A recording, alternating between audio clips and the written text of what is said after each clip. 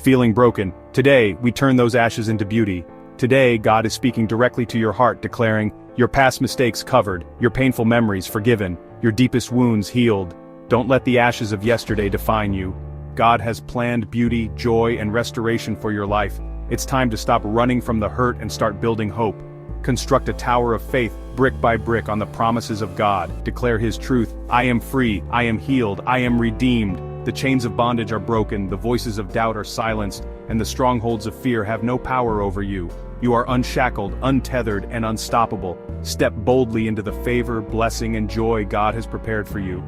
Walk forward, not as the person you used to be, but as the person God has called you to be. You are a new creation, a masterpiece, a work of art. You are loved, you are valued, and you are empowered to live a life that honors God and reflects His glory. Believe it, embrace it, live it. From ashes to beauty, your journey starts now. If this message touched your heart, don't forget to like and subscribe for more uplifting content.